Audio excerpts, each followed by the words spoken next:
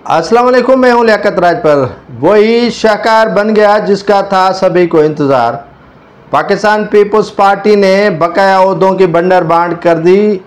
मीरपुर खास से लेकर हैदराबाद, हैदराबाद से लेकर कराची, कराची से लेकर सक्खर, सक्खर से लेकर लाड़काना और लाड़काना से लेकर अजला के मुख्तलिफ जो ओहदे रह गए थे वो तकमील हो गए पाकिस्तान पीपल्स पार्टी के।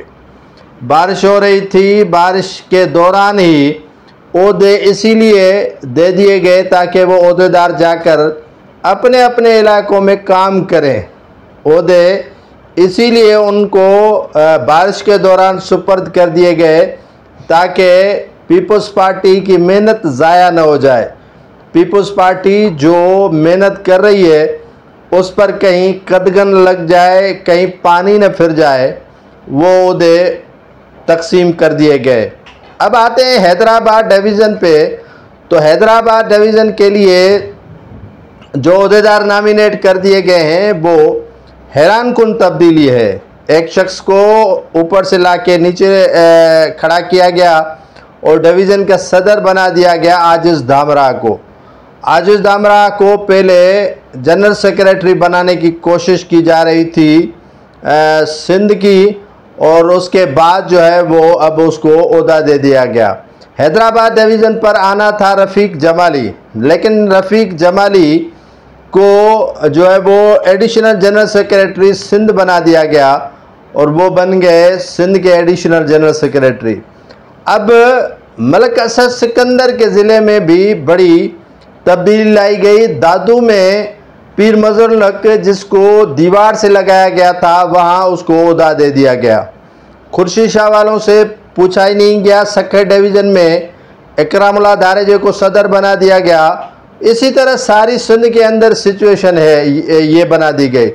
लेकिन मलिक असद सिकंदर का एक करीबी दोस्त कह लें, दोस्त समझते हैं ना, दोस्त कह लें, जो हर दुखी सुखी में मलिक असद सिकंदर का साथ देता आया है और पतझड़ की तरह उनके साथ देरीना ताल्लुक, देरीना मरासिम रखे, वो था साबिक सूबाई वज़ीर ज्ञानचंद इसरानी।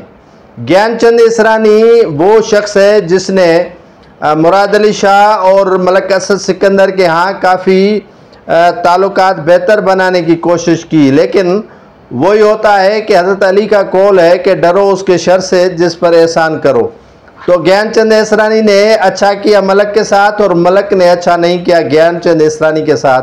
तो पीपल्स पार्टी ने उसे बड़ा ओहदा दे दिया है हैदराबाद डिवीज़न के हवाले से, ताकि हैदराबाद जामशोरों को वो कवर करे। इसी तरह लाड़काना की अगर बात की जाए तो एजाज जखरानी के लिए तो मशहूर था कि वो सिंध के सदर बनाए जा रहे हैं निसार खोड़ो साहब की जगह पे, लेकिन वो सिंध के सदर नहीं बनेंगे। फिर कहा यही जा रहा था कि रफ़ीक जमाली को भी अहम ओहदा दिया जा रहा है, लेकिन उसे भी ओहदा नहीं दिया गया। पीपल्स पार्टी ने शफलिंग की, लेकिन वो ओहदेदार लाए गए जो पहले किसी न किसी पार्टी के ओहदों पर रहे।